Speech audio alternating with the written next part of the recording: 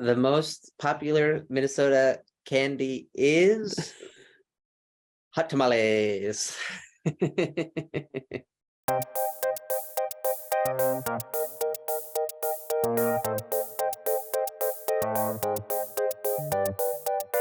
Welcome to this modern education podcast that explores learning, from the everyday exchange of thoughts and ideas to the theories and practices behind entire systems.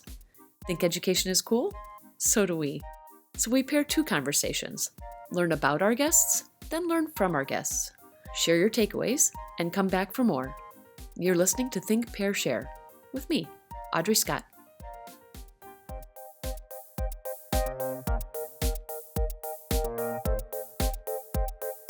Will Newkirk is the director of the American Indian Catholic Schools Network at the University of Notre Dame. Previously, he served as the assistant director for the Institute for Educational Initiatives, where he also worked on the pastoral team for the Alliance for Catholic Education's Teaching Fellows program. A proud Minnesotan, his deep and wholehearted commitment to social justice inspires, as he strives to help bring about truth and healing in word and in deed. It is my great pleasure to welcome him to Think, Pair, Share today. Hi, Will. Hey, great to see you. Great to see you too. Thank you so much for being here. Good to be with you, Audrey. Happy Friday. Happy Football Friday. That's true. They're in for a cool evening tomorrow night, I think. I'm not loving that, but I guess we'll just all have to make do and get out our scarves and mittens. But people can cuddle in inside and listen to our podcast following. Ooh, I like that very much. That means a very quick edit for you. I was just going to say, of course, then it means I won't be able to go to the game because I'm going to quickly be working on it. But it's always a good idea to sort of sit by the fireplace and with a hot cup of Joe and listen to the podcast. So thanks. This is going to be a great conversation. I really appreciate you being here. Well, really appreciate the opportunity. It's just your luck, fortunately or unfortunately, that it is October. And so that means sort of Halloween. That is the theme of the grab bag, like it or not. Right. Today. I'm a big fan of the grab bag so far with Andrea Christensen and Matt Clovers. So this is high pressure, but pressure is a privilege, as Billie Jean King says. So I'm excited to get a shot at this grab bag. Oh my gosh, great quote. And no pressure. It's just all fun, I hope. Great. But I like the idea of a grab bag too, because I just put a bunch in, so I kind of know what's in there. But yeah, thanks to Matt Closer sort of stepping up our game. Absolutely. And Andrea did, she was such a good sport and did so well. So here is the bag itself. Oh, wow. Okay, great. I didn't know there was an actual bag. An actual bag. Or bag, as I say with my Minnesota accent. Yes, and we're going to get to that. Actually, a little special treat. Special treat for you for Halloween. So let's see. I guess. Okay. I hope we pick out the one I'm talking about. At least we all know some of the standards for Halloween. But I thought I'd try to pick a few more sort of obscure facts, or at least obscure to the survey of one, me, as I was making them up or finding them. So yeah, some more quirky ones, I think. Okay, great. We love quirky. Okay, good. True or false? Candy corn was originally called chicken feed. True. Ooh, 1 for 1. Excellent. That was so quirky. I just had to go with true. Yay. Makes me even more concerned about what that is that we put into our bodies this time of year. But I think it's the candy people love to hate. But I guess there's something nostalgic about it for me. So I usually tend to get a bag of it, which is weird because I think it is on people's most disliked candy list, but it's also one of the top sellers. So I think people still it's an odd feeling when your teeth are kind of covered with candy corn. But I like to make a fall mix, peanuts, pretzels, M&Ms, and sprinkle. You got to sprinkle a few, just to see the candy corn or chicken feed. Is that what you call it? Chicken feed, yes. Yeah. So whether you like it or not, it's here to stay, I think. Okay. Okay, so let's see what's next. I have to give a little sound effect. Yeah. Is that an I Love Catholic Schools? It is actually. From our email program. From email, yeah. Love that. I'll have to give you an AICSN bag for the next one. You know what? That's good. I should get to each bag. Oh, I like it. I like it. That'd be really good. I love the suggestion box. Yeah, we'll get a suggestion box. We're always branding. We're always marketing. Yes. Get your American Indian Catholic Schools Network swag here. Exactly. There we go. We're gonna have to have a link. It has to be a pretty big bag to fit that whole title in. I like it though. Which is fun. A big grab bag is a good grab bag. That's absolutely true. Let's see what this next one is. Okay, this one's a little on the spookier side. Good. Hey, I thought honestly, chicken feet, that was spooky enough. I hope this is a little spookier, but you're right. Maybe candy corn is a little too. Okay, the now infamous Michael Myers mask from the movie Halloween is actually retooled from a real mask. Was it a clown mask, a mummy mask, or a William Shatner mask? Ooh, okay, that's tricky because even before you gave the options, it's like, oh, it's got to be like an old hockey goalie mask. It's probably an homage to my Minnesota heritage. There you go. Okay, I guess William Shatner. It's too ridiculous not to be it, right? Yeah, that was actually the first time. The thing is, I couldn't think of any other famous people from that time, but it really is a William Shatner mask. But the story does include a clown mask. I'm so scared of clowns. When I was young, my family went out to dinner. I think at the Ground Round, a clown was walking around. I was like 4 or 5 years old, giving balloons, and my mom and I had to sit in the car during the entirety of dinner because I couldn't even be in the establishment. So I could never have answered clown. That just would have been, it would have gone against everything I believed in. So glad to get it right, and glad I didn't have to go that route. Wow, thanks for sharing that story. I feel so sorry. Please, no more clown conversation or questions. Or I have to take a break. We'll put pause. Okay, I promise. No more CLOWN questions. Well, I'm glad your mom was so good to you. And that was very kind of her. I hope they brought a doggy bag out to you. Yeah, I hope they did for her. That's true. That's true. Awesome. So at least according to the New York Times, when they interviewed, I think Nick Kessel, that when shooting the original 1978 film, production designer Tommy Lee Wallace picked up 2 masks from a Hollywood Boulevard magic shop because they had so little money. Apparently, the budget was super small, so they didn't have time to more money. Yeah, exactly. So it says Tommy came in with the clown mask on, and we all said, that's kind of scary. Then he put on the Shatner mask, and we stopped dead and said, oh my gosh, that's perfect. So they painted it white and cut the eye holes out a little bit more, and there you have it. So those are good. 2 for 2. You're doing great. Let's see. Who brought us jack-o'-lanterns? Was it the Irish, the French, or the Danish? Oh, wow. Okay, so I am Irish. And I take great pride in my Irish heritage, and I think you do as well. I do. But I can't say I think of pumpkins in Ireland or an Irish heritage. So I'm going to say the Danish, because they're creative and Danish Scandinavian design is so top of the line. I bet jack-o'-lanterns are a great Danish tradition. I like that thought process very much. And who knows, but maybe they did, but my facts are your home country. Your first idea was the Irish. They're storytellers, I think. So when you nodded at me when I said Irish, it wasn't that you agreed about our pride of our heritage. You actually nodded at me because I was going in the correct direction. I did agree with you, and I did think it was the right answer. Well, hey, that's good. Did they make them out of potatoes or out of pumpkins? Is my follow-up question here.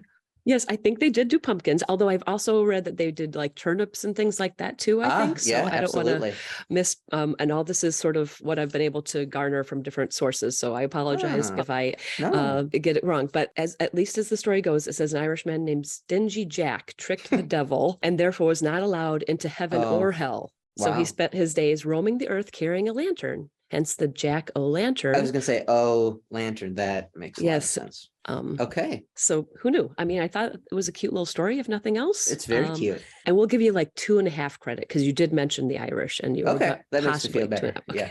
Thank you. Okay, good deal. Is this like wait, don't tell me, where the points don't really matter? Exactly. Okay, good. I love that. I do too.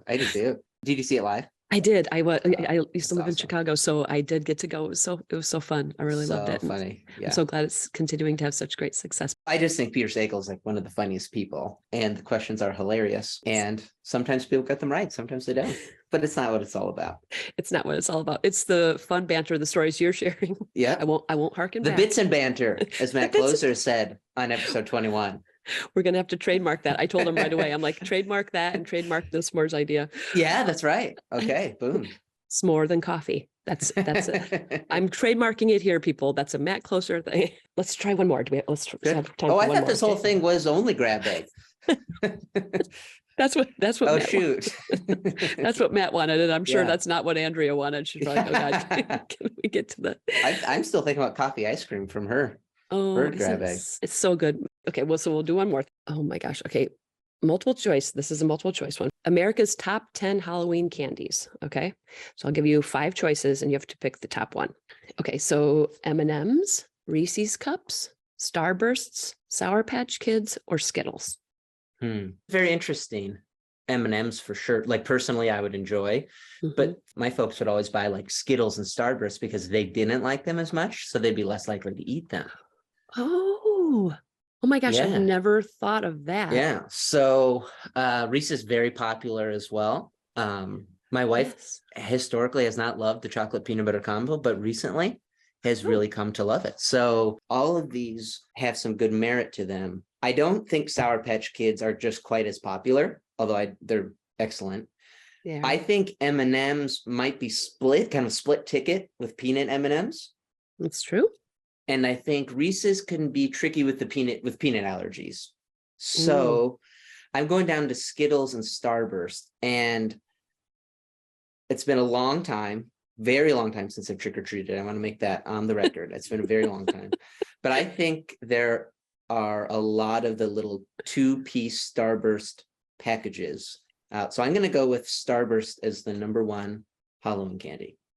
I love your mentality on this, and actually you're very close. You're also going to get partial credit on this, but I read an article this year that said Skittles overtook Reese's peanut butter cups, and I was surprised because I love Reese's peanut butter cups. I do too. But your thought process about it was very good, which is a lot of people are allergic, more so than I think. I guess that doesn't make the rest of America too concerned. I mean, I like Skittles, but taste the rainbow, as I think the mouse says, and they are good ones. Then I snuck a couple, and I was like, wow, they're kind of refreshing too. They're very refreshing, and actually around Ace, they're so hospitable.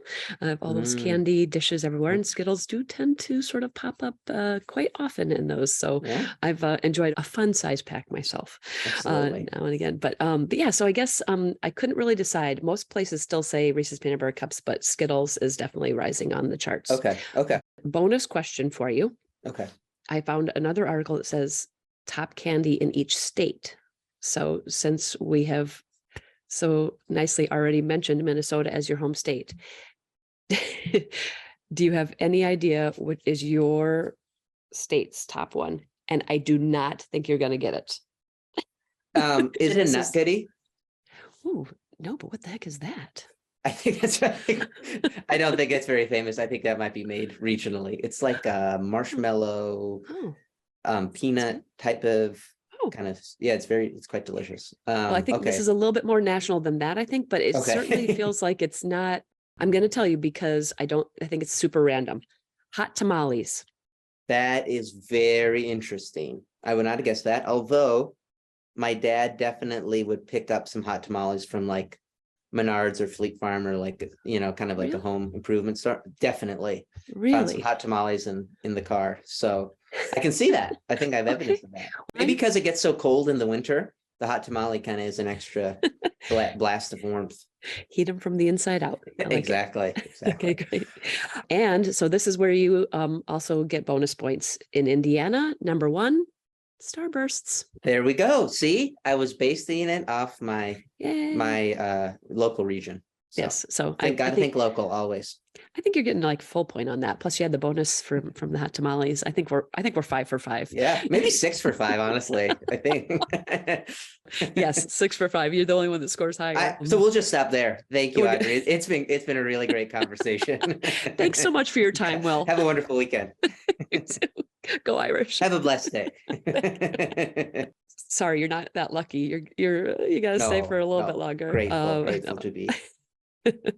But actually, I think this is a good segue because we are talking about Minnesota, and I'd like to kind of bridge that gap and say, hey, take us a little bit on that path from where you started out to Notre Dame and what you're doing now. And I realize that that's an enormous question, but if there's a way for you to kind of just let us know a little bit about that, sure appreciate it. Yeah, absolutely. So as I have mentioned numerous times, which anyone who knows a Minnesotan gets annoyed with this, we always talk about our home. So I'm from Rochester, Minnesota, which is in southeastern Minnesota. Many people know it because of the Mayo Clinic. But I was one of the few kids at school whose parents didn't work at the Mayo Clinic. Both my parents were and are teachers. They're educators. My dad taught at a local public school, and my mom taught at a local Catholic school, St. Francis of Assisi, and my dad taught at Pinewood. And I think that's super important in so many ways, but in a life, in a vocation really rooted in education. I think there's no coincidence that my parents are both educators. My dad just retired last year, and my mom is still teaching. So that is a huge part of my path and call. And I went to Catholic school all along, went to St. Francis Lutheran High School, and then I went to college at St. John's University in Minnesota. So I'm a Johnny, as people say. Our rivals are St. Olaf, the Olies, St. Thomas, the Tommies, Gustavus, the Gusties. So lots of creativity in the Division III MIAC conference. And then, of course, St. Ben's, which is connected with St. John's. St. Ben's would be the Bennies, as you can guess. So, oh my gosh, Hamlin they're not called the Hammies, so that's good. But long story short, I am a Johnny, and super formative experience. Benedictine small liberal arts school. Just came to really just love that community so much and learned so much from being there.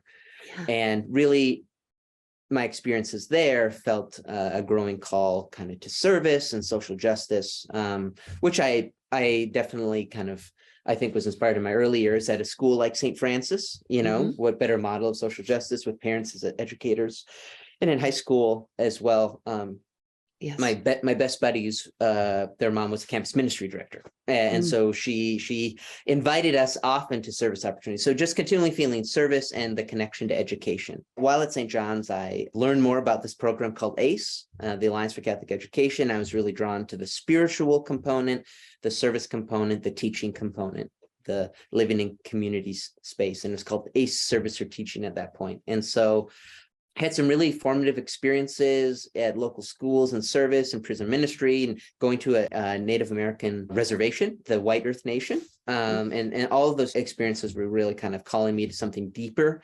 And I felt like ACE was that call. And I had studied political science and history, super jazzed to teach high school social studies. I applied, and I was so thrilled and humbled to get in. And then I got a call from Tulsa, Oklahoma a couple of days later, and she said, hey, that essay where you talked about getting lost in the Boundary Waters canoe trip, and how you said how kind of the experiences that are far different than you expect, that's exactly the right ones. I said, yes, I do remember that. She said, good, because I know you want to teach high school social studies, but you're going to be our third grade teacher next year. So I said, oh, great. I can. Oh, no. I was in third grade once. Great. Yeah, this will be awesome. I think I remember third grade. Yeah, for sure. Mrs. Abel was an amazing teacher. So, elated to say yes to that. And then I went on to teach through ACE and at St. Catherine's School in Tulsa. Truly one of my favorite places. Taught third grade, immensely challenging. I struggled and failed like I never before, but also was met with amazing grace from the families and my colleagues there, and ended up staying a third year. So I was 3 years in Tulsa. Wonderful. And then have been back here working at ACE and the Institute for Educational Initiatives for about 7 years in a few different roles. But, for the last number of years working with the American Indian Catholic Schools Network, which I think so much of that path is deeply connected to this current work and work that I just love so much. When the original position opened up, I emailed my family and I shared the position description. I said, I think this is my dream job. And it really has been since day one. I think to some great mentorship and just amazing schools and educators and teachers, leaders, students who have given me the immense privilege just to witness their heroic work. We are blessed to have you, and they are blessed to have you as the director of that network. And maybe we can start with the network a little bit. Tell us about the schools, maybe the nations that are represented. Yeah. Thank you. Yeah, so I'll try to do this concisely, and that is something as an area for growth in all ways. So, and my wife is not here to help me with that, as she often is in social studies. So I will do my best here, but maybe just a quick history. So, all things considered, this is a pretty new idea and a new experiment in a new community. There were 5 Native American Catholic schools, and a Native American Catholic school we consider is a Catholic school in Indian country, on reservations or on the border of a reservation or a sovereign indigenous nation, more appropriately, that serves predominantly Native American students. There are probably 23 of these schools left in the country. There were many more at one point. Many of them were boarding schools, and I'm sure we'll talk about more kind of the more recent awareness of the horrors and abusive culture of these boarding schools that were run both by the government and the church. And many of those have closed. And so there were far more Native American Catholic schools than there are today. The ones that have remained open, in many cases, are the ones who have modeled culturally responsive pedagogy, who have teachers and leaders representing the community they're from, where the indigenous spirituality and tradition and language is celebrated. So all of those pieces make up a distinctly indigenous and distinctly Catholic school. So we're really proud that these are the schools that have been able to persist. And it's no coincidence that they are the ones who have persisted, because they are deeply rooted in their local community and celebrate that local community. So there are probably 23 of these schools. 5 of them were funded by the Sieben, or now the Better Way Foundation, independently. And what the schools were sharing with that foundation was there was a great hunger and need, for sure, for resources. And these schools are deeply under-resourced. But more than that, they needed relationships and solidarity and sharing best practices. And so what happened is they kind of flipped things around. And instead of funding individual projects at schools, they funded the opportunity for the schools to collaborate. And that's where the network was formed, that more than anything, the isolation and challenges of these schools could best be addressed by a sense of community and walking together. And so the network was formed with 5 schools originally, and it was housed at Creighton, the University of Creighton in 2013. And a few years later, in 2017 or 2016, I guess, Brian Collier, along with the leadership at the Institute for Educational Initiatives and ACE, as well as Karen Roundhorse, who's deeply involved and a leader in the Better Way Foundation, they all came together and thought ACE, and with the mission of, strengthening, sustaining, and transforming under-resourced Catholic schools, that'd be a wonderful fit. And so in 2017, officially, the network moved to Notre Dame. And from my experience, I started working in 2018, officially and formally and fully with the network. It's just the deepest and most beautiful mission fit. One of our key priorities in this network is to grow sustainably, incrementally, thoughtfully. And the school, the principals and the teachers from our other schools are really inspired and energized by that. And I love that there's such a spirit of inclusion, because the more schools that are in the network, which means the more students, the more teachers, the more principals who can share their experiences and walk together in solidarity. And so from the very beginning, the member schools have all been so motivated to welcome new schools in, which is really awesome, because you could see there could be more of an exclusive kind of, this is working well, let's keep the resources concentrated, but they want to spread it out. And I think it's an amazing model of what the church can be and what education can be. I know it's even growing. Congratulations. You've just added an 8th school. Yeah. St. Anthony's. Exactly. Yes, Yep. St. Anthony Indian Mission School in Zuni, New Mexico. Just a really special school down in the Diocese of Gallup, serves the Zuni Pueblo and the Zuni community. And so we're very excited. Sister Marcia Moon is just a wonderful woman and a saintly principal. And Sister Kathleen Carr and I, who is the ACE Director of Strategic Partnerships, who AICSN sits under, we had a wonderful visit there. And we were everyone was on the same page that when we were able to add a school, we hope it's St. Anthony, and gratefully, it has all worked out, and then they will be our 8th school. And next month, when we have our full fall leadership summit, where all our school leaders meet together, it'll actually be held in New Mexico, and we'll officially welcome St. Anthony to our community. Oh, wow. What a joyous occasion that's going to be. It will. Oh, well, we look forward to highlighting that some more too. Yeah, absolutely. When that comes along. So good. Do you want me to quickly list them? Would that Yes, okay, please, great. please. So we serve, I'll go east to west. So St. Mary's Mission serves the Red Lake Nation, which is the Ojibwe Indigenous community that is in Red Lake, Minnesota. St. Augustine, which serves the Winnebago and Omaha nations, and that is in Winnebago, Nebraska. Then we serve 2 schools in South Dakota, St. Joseph Indian School, which is in Chamberlain, South Dakota. They serve primarily Lakota students. And then Red Cloud Indian School, which is in Pine Ridge, South Dakota. You, Audrey, have had the privilege of being there. Absolutely. They're on Pine Ridge, and they serve the Pine Ridge Lakota community. Then we have De La Salle Blackfeet, which is in Browning, Montana, and they serve the Blackfeet Nation. Then kind of to the southwest, we have St. Joseph Mission Schools in San Fidel, New Mexico. They serve the Acoma and Laguna Pueblos. Then there's St. Anthony Indian Mission School that serves the Zuni Pueblo. And then St. Charles Apache Mission School, they serve the San Carlos Apache Nation, and that is in San Carlos, Arizona. So that is our full community as of now of 8 schools, and we're looking forward to continuing to grow. And like we said, incrementally and thoughtfully, but that's the Native communities we serve and the school communities we serve. Thank you so much. It's important to hear who they are, and I like learning about that. Can you talk a little bit about the origins of what made this possible at the beginning? Yeah, absolutely. Yeah. 5 schools had relationships with the Sieben Foundation, which is part of the JHR umbrella of foundations. And they had that hunger for something more. And it was from the leadership and the Round Horse family of the Sieben Foundation, which is now the Better Way Foundation, that they would fund this network, that they would fund the opportunities to bring these schools together and for staff to work full time toward this network. And so as the network moved to Notre Dame, the Better Way Foundation played an instrumental role, and they continue to do today, in making this possible, that funding is available to bring these schools together through, obviously, as I shared earlier, quite a geographical distance, right? Together in person for a number of opportunities during the school year in the summer, as well as a number of virtual opportunities, as well as the programs we work through, and being able to build team capacity for people to implement those programs.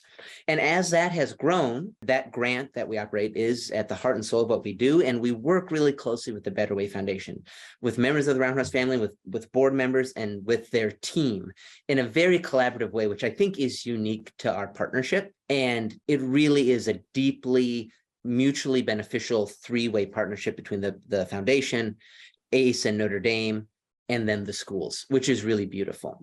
And as we've been able to do that and have some proof points of success, we've been able to, slowly but surely spread our word and share our stories, and been able to raise, some more funds. And the Pasquinelli family, a longtime Notre Dame and ACE family who's just really deeply committed to Catholic schools. They received the Notre Dame Prize of Catholic Ed from ACE and Notre Dame as well.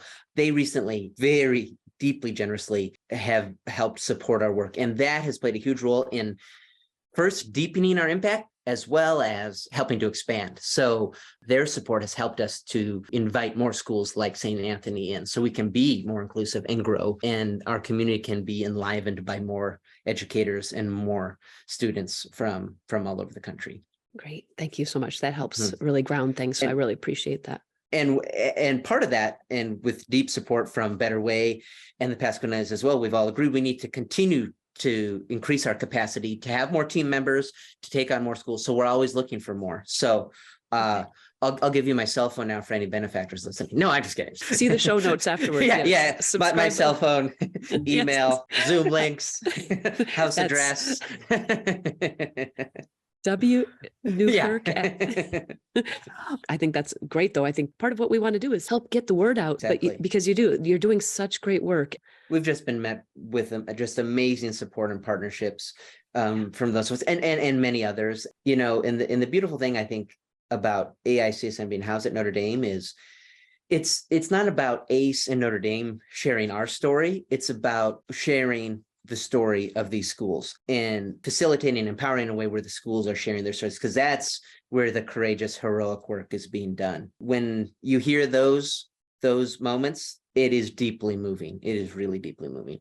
Yes, you are such a genuine, wonderful person who cares deeply. I know you're not going to love all these compliments, but one of the reasons I think some of that you guys have been so successful is because of that, because the folks you're working with trust you, and they know that you're coming from that authentic space of care. So I appreciate that. I've had the distinct pleasure to be able to work with you and Right? the network. I want to be able to talk about the partnership with Holy Cross a bit too. So anytime I get to interface, it's just been so lovely. Thank you.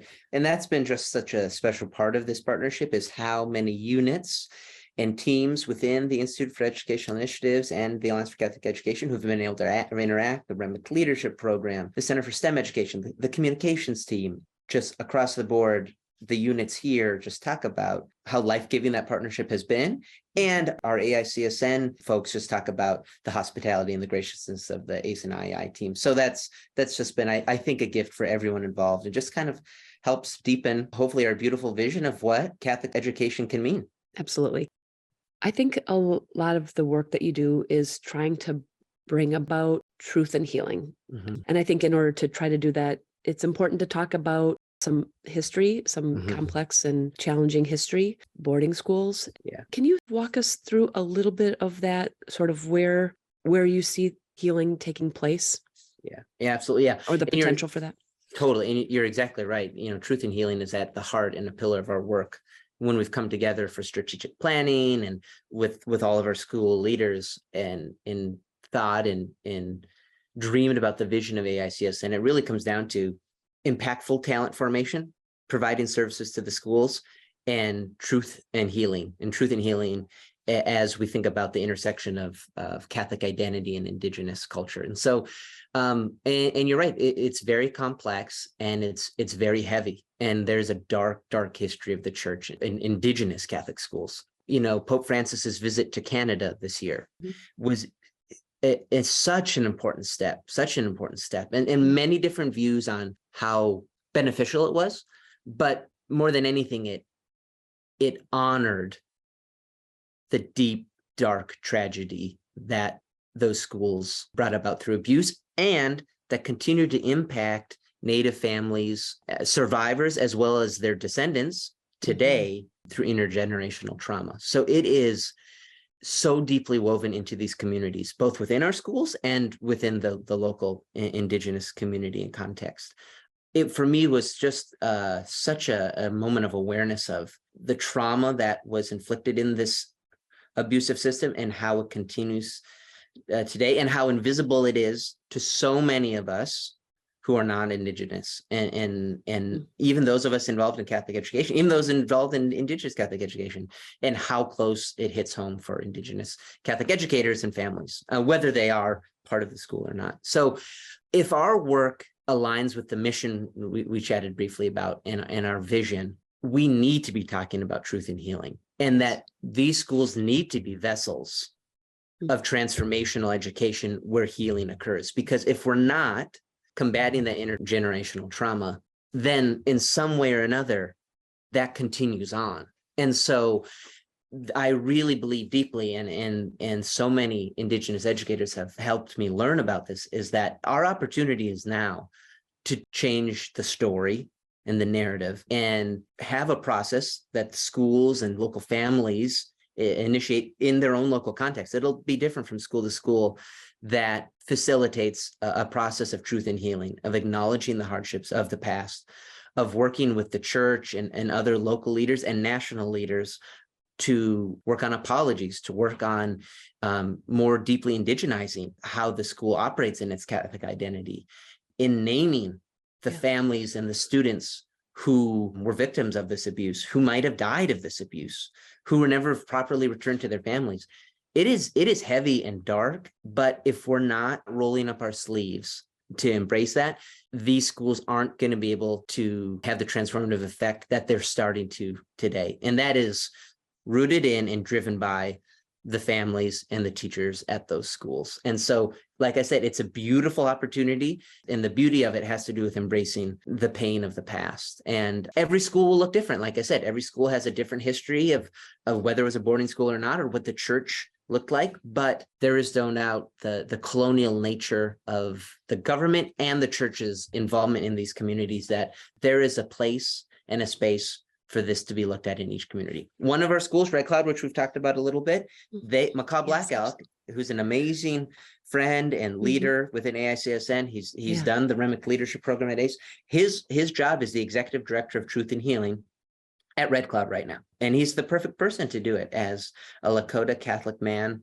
and an inspiring person. But not all of our schools are in a place with the resources or even kind of a strategy to bring this about. So it's going to look different everywhere, but our network deeply prioritizes that we can come together and talk about it. And we've been able to do that through summer truth and healing sessions where people come and learn about it. Even in our summer institute that brought people to campus for professional development in person this summer, that was an important topic. So we want to think about it that every classroom in our schools is a space for truth and healing. It's really infused in every aspect of these schools. And, you know, just for me personally, as a non-Indigenous person, it's so important for me to acknowledge that. But also the darkness of this is really heavy. And I can't imagine what it is like to carry as survivors or descendants of the boarding schools. Because the more and more I work in this, there are so many days where my heart is broken and I have way more questions than answers. And the deep sadness and tragedy and trauma of it as an outsider and as someone who's part of the settler colonial community, right? You know, I wrestle with that a lot. And when I see what these schools are doing, and when I see how these schools are talking about and leading in truth and healing, there's great hope in that. And the more we can witness and follow and stand as a co-conspirator, as I like to say, in that work that they're really directing and leading it, there's hope for an amazing future. I love that idea that there is hope, and that with you, us, and others working with them, that they believe that there is hope, and that they're willing to work with us and help us understand and learn and acknowledge and find ways to heal. I think that is very hope. Now you got to save that toward the end, because that's where we put the hope part. Absolutely. Okay, that. And one thing that's so important that Macaw has talked about a lot too, that I think is really important, is that this work of truth and healing should be led and directed by Indigenous educators and families, but we can't put the burden of that strictly on those people, because that's in some ways saying others or someone in my role doesn't have a role to play, and we do. But it's to support that we're not leading it or dictating it or directing it. But that's not to say we're not going to be part of it, because we have a role and responsibilities to stand with and walk with these schools and these families in this process. Absolutely. Very well said by Macaw and you. Let's talk about that. What do you, or what in your circles, what do you think is the best way to define our role and our responsibility? What can we do as best next steps, you think? Yeah. So I think about this in particular in my role and at AICSN and the team at ACE, but even beyond that, I think more than anything, what is so crucial is that these stories are witnessed and heard, shared and celebrated. You know, the Indigenous experience is quite invisible to so many within our country. And that's related to the horrific history of our government and the church, and with a deeply colonial approach to the first people of this place. So many Americans don't think of Indigenous communities as present and evolving and thriving and struggling today. You know, I think there's a stat that 90% of American students don't learn anything about the Indigenous experience in social studies classes beyond 1900. There are many reasons for that. You know, like I said, kind of the approach of the government and the church in the past, as well as the rural nature of Indigenous communities generally. So I think more than anything, it's to listen. And I think it's one of my favorite words is to listen. And St. Benedict talks about at the beginning of his rule, listen with the ear of your heart. And I think those of us who are non-Indigenous, whether we're working in this field or not, it's important that we listen to the stories. In listening, we learn and we're educated, right? And we learn about the dark history, and we learn about all these truths that we have been blind to, that were not part of the narratives we've grown up with. But we also learn about the heroic and courageous work that's happening at the schools today, you know. And I think the more that happens, kind of like we've talked about, these moving stories and these inspiring people, just simply witnessing what they do has an impact directly and indirectly. And, you know, I think about at our schools, there are a number of survivors of boarding schools who are teachers or leaders at these schools.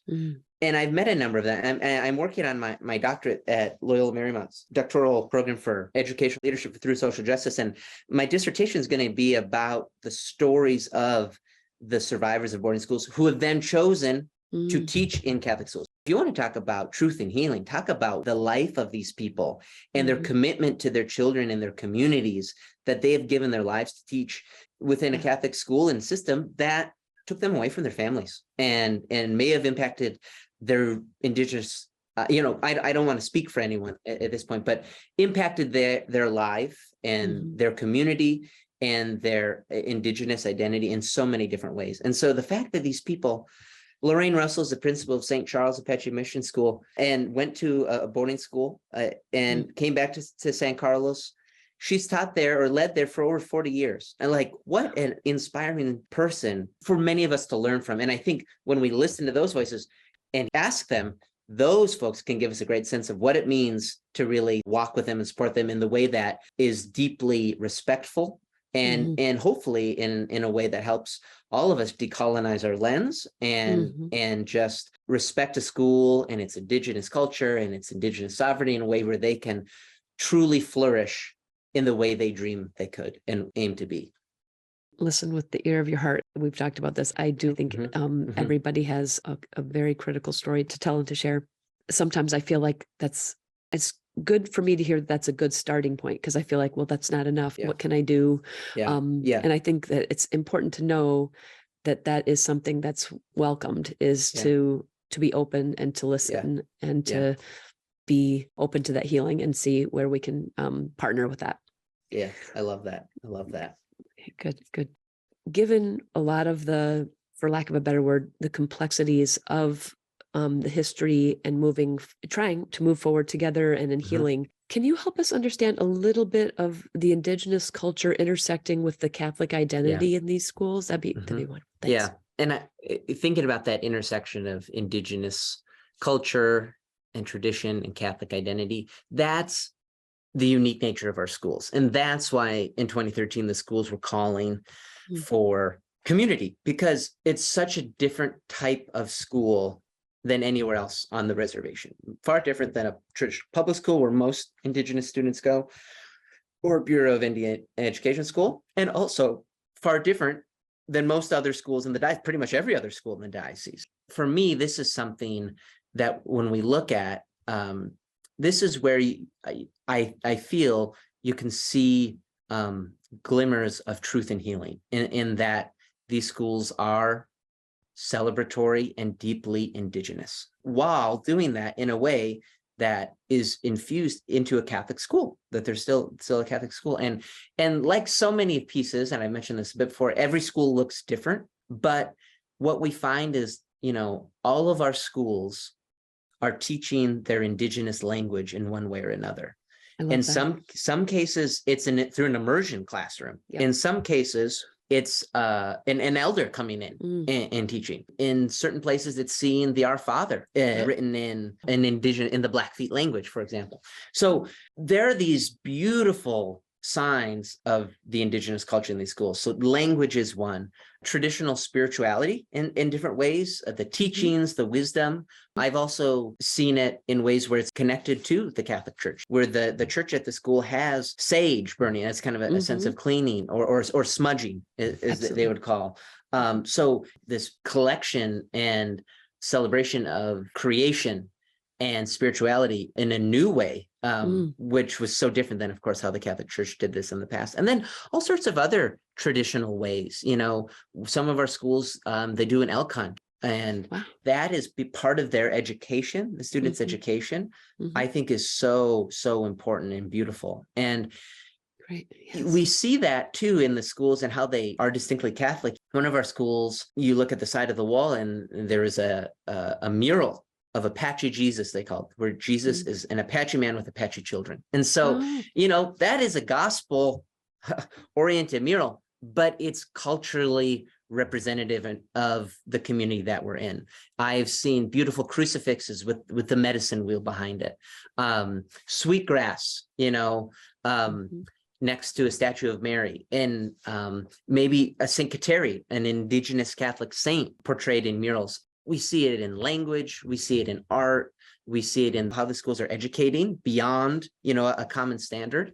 And it's the most beautiful and truly unique aspect of these schools. And what I think is that that's the Catholic school at its best. Without a doubt, a Catholic education, Catholic social teaching, all of those pieces. And it is all the better because it is in a distinctly Indigenous school. And the fact that every school looks so different in how they bring that about. I also think a really important sign too is that many of our schools don't have a large population of Catholic students. And obviously forced conversion was a dark piece of the boarding schools. And so the families in the community, they might not be Catholic, but they believe that this is a good school for their students to learn to be a good person and a learner. I think that is a really promising sign.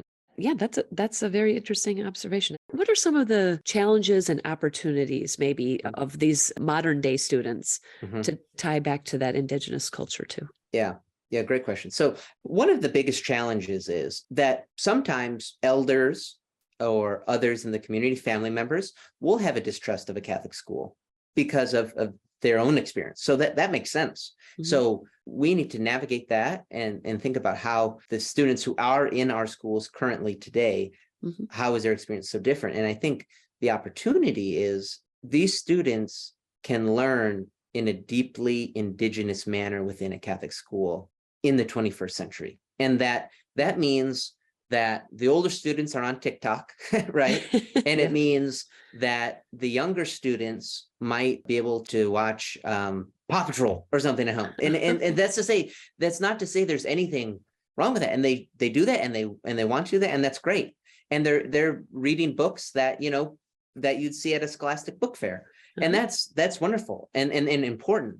And in addition to that, they're allowed to wear their Indigenous regalia to school in place of their uniform on any day. And they are speaking to an elder in the language that maybe their grandmother grew up speaking. This infusion of Catholic education and Indigenous education, it's so important that these students feel that they are deeply Indigenous in the era we're in today. And I think our schools do a good job of that with cutting edge educational curriculum and resources that also come together with ancient wisdom from their community. And will students be interested in that? I think just like anywhere, it's different from case to case. But the fact that it's not a side of what they're doing, it's at the heart of what they're doing is really important. And what I think too is that the schools we work with do this in a way that really does make the students who come to the school feel part of the community. And I have just a brief story for you. We had our 8th graders. We call it the 8th grade pilgrimage. We invite all of our schools to come to kind of explore Notre Dame and see, learn more about the college experience as they head into high school. And obviously COVID has impacted that for a number of years, but last year one school was able to come. And it's just, the best days for AICSN are when we're all together at a school or when our schools are all here. And I was walking with a young guy. I think we were leaving the ice skating rink. We're going to the dining hall. And I asked him if he had been at De La Salle Blackfeet for a long time. And he said, no, he just came last year and that he had gone to another school in the area. And I said, why'd you switch schools? I'm interested in this. Why are students, families choosing AICSN schools over others? And he said, well, I got in with a rough crowd at my old middle school and got in a lot of fights and it sounded like it was a mutual decision, was not the place for him to be. I said, I started to hear that. And I said, I hope things are going better at De La Salle Blackfeet. And he said, oh my gosh, yes. And he said, and he pointed to his buddies walking around him. He said, these are my brothers. And it was one of the most powerful moments in my experience, because what it showed was that this school, in all that it does, right, in the job of educators, Father Lou Delfra said this in a homily when I was in ACE, and I think about it often. The job is impossible and we are inadequate, right? The task that these schools have is so significant. But what they're doing, how they're able to provide this opportunity, an educational environment that is Catholic, that is Indigenous, they're doing something right, because this student was in such a space in intention that physical conflict was coming about, and how he was able to express himself and make sense of the space he was in. Yeah. That shortly after, he's now at a school where he doesn't feel okay. He feels like he's part of a family, like these are his brothers. And you can't really fully measure something like that other than through personal witness. But that shows for me all of these pieces about modern day education, about the church, about the local community, that when we approach it really authentically and openly, it can be a community that students feel loved. And that's a really important step. That is such a beautiful story. Thank you so much for sharing that. Absolutely. Oh my gosh, the wisdom of a young guy like that too. Absolutely. Absolutely. Yeah, wonderful. And I'm gonna have to get this guy's name and then talk to him too. Yeah, because that exactly. sounds like I want to hear more about that as such a positive element. I think he'd be very open to a return to South Dining Hall. I'll tell you that. They're big fans. So if you get him in an interview there, that'll happen. I think I can pull a few strings. Oh, wonderful. Oh my gosh. Well, I would love after that to go straight into the hope section, which closes us out. But I have one more question first about teacher retention and shortage that is happening. And if we can tie that into the wonderful work that is happening in conjunction with Holy Cross College here. Yeah. Well, I think this is very much related to the hope piece for me, right? Great. So no doubt our schools are facing a teacher shortage of the most urgent and serious degree. We're seeing that in America across the board. And our schools have always struggled with this, and it makes sense because schools are rural, and oftentimes the other educational opportunities on a reservation might pay more. So it's hard to necessarily find local folks who are going to choose this school over another. Our schools, especially in the last year, have all come together and talked about this, and they are all facing it. And some of our schools have a high Native faculty percentage, some have low, and everyone's seeing it in different ways. Definitely the more schools with Native local teachers, they don't face this to such a severe degree. So we're talking about it, and we're thinking about it a lot, and just trying to come up with creative solutions and share them with each other. And, this Holy Cross Fellows program, which is an awesome partnership with Holy Cross College across the street from Notre Dame, has been around for a few years. And a number of our teachers, which is an interesting aspect, a number of our teachers at AICS and schools, they don't have a certification and or bachelor's degree in education, which is new to some people, but that's just the nature. Our schools have found good people to teach there without the credentials, the traditional credentials. Right. And so we've worked together with Holy Cross to provide an opportunity where cohorts of AICS and teachers can come and earn their BA degree and or teaching certification through Holy Cross. And it has been one of the most grace-filled pieces. Like we talked about, at the heart of our work is bringing schools together to learn and share in our unique ministry. And this has done it while also addressing the teacher shortage that these people we've identified, many are Native, not all. Those who aren't have married into the community or have committed themselves to stay in the community for a long time. They've come together in person for 2.5 weeks. And Audrey, you've been able to meet these people. They take classes, it's intense, and then they take online classes during the year. And the most special bond has been formed. Teachers from Montana, South Dakota, Arizona, all over, some of them Indigenous, some of them not, but all sharing in the deepest commitment to their students and wanting these credentials to stay there. And I think for me, this is the sign of hope. One of the greatest signs of hope we have is that in an age where it is so hard to find a teacher anywhere, that we have these men and women who are working so hard full-time as educators in what I think is the hardest job possible, while also spending time away from their family, spending time online during the year to earn the credentials. So we've worked really hard to provide essentially full scholarships to these teachers because they are paying far more than we could ever do through their commitment and blood, sweat, and probably a few tears for their students. And I think one moment for me captures this best. Our first person to complete the program happened this past summer, and it's a dream long in the making. This idea came about in 2017 or 18, and the first students came in the summer of 2019. But this past summer, Kelly Stever finished, and when her certification arrived in the mail, the Holy Cross faculty, some from Holy Cross faculty and myself, we received a text message with a picture of it, and she said, "My dream is now a reality." And I just thought, in an age where people are walking away from classrooms and education, they're running out the door, right? That someone that we have the great privilege to work with and witness is saying, "This is my dream." to be able to do this, and now knows she can do it long term for her students.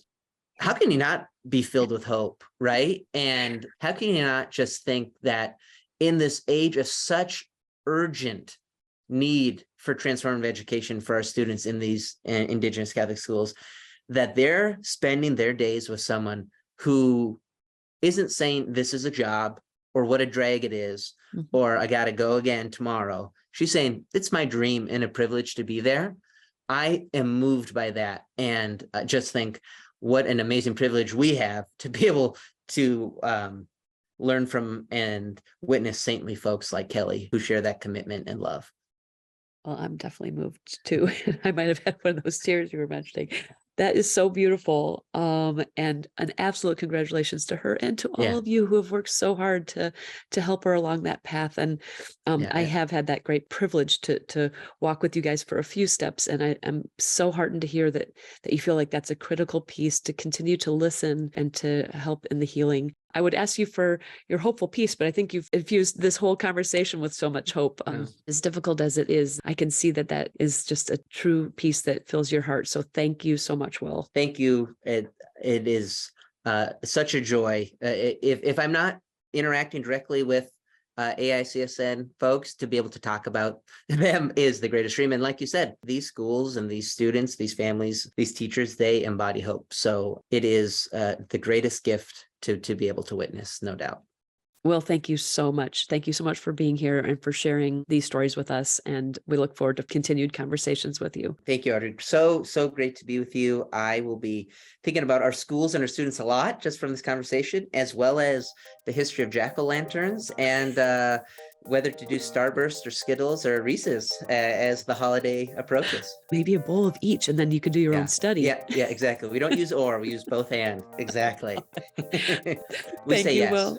We say yes, and absolutely. Yes, and. Thanks so much, Will. We'll talk to you soon. Thanks, Audrey. Really appreciate it. And thank you all for joining us for Think, Pair, Share. If you enjoyed this episode, head on over to Apple Podcasts to subscribe, rate, and leave a review.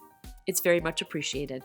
Check out our website at iei.nd.edu/media for this and other goodies.